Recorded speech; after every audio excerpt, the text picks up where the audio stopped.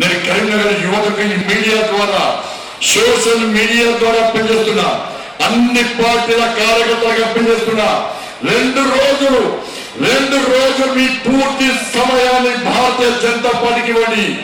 2 రోజులు మీ పూర్తి సమయాన్ని నాకు ఇవ్వండి. ఈ కరీంనగర్ లో ఎల్లుండి 11వ నాడు జరిగే 11వ తారీఖున జరిగే ఎన్నికల్లో భారతీయ జనతా పార్టీ అభ్యర్థులను రాజకీయాలకు అతీతంగా గెలిపించండి. నాకు అండగా ఉండండి. ఈ కరీంనగర్ కార్పొరేషన్ కు రక్షణ కవచంగా నేనుంటా. మీకు ఆలోచించుకోండి. మళ్ళీ అప్పీల్ చేస్తున్నా, గల్లీలో తిరగండి, వాడలో తిరగండి, బూత్ లో తిరగండి.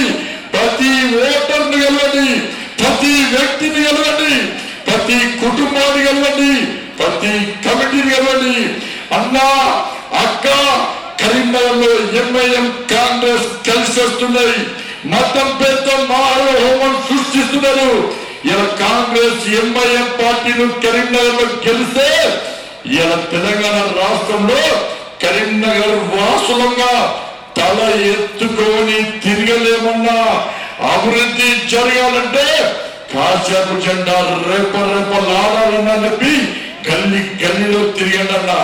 మా వల్ల, మా భారతీయ జనతా పార్టీ నాయకుల వల్ల, మా భారతీయ జనతా పార్టీ తరఫున పోటీ చేస్తున్న అభ్యర్థుల వల్ల, నా వల్ల కానీ ఎవరికైనా ఏమైనా ఇబ్బంది కలిగితే నిండు మనసుతో మమ్మల్ని క్షమించండి.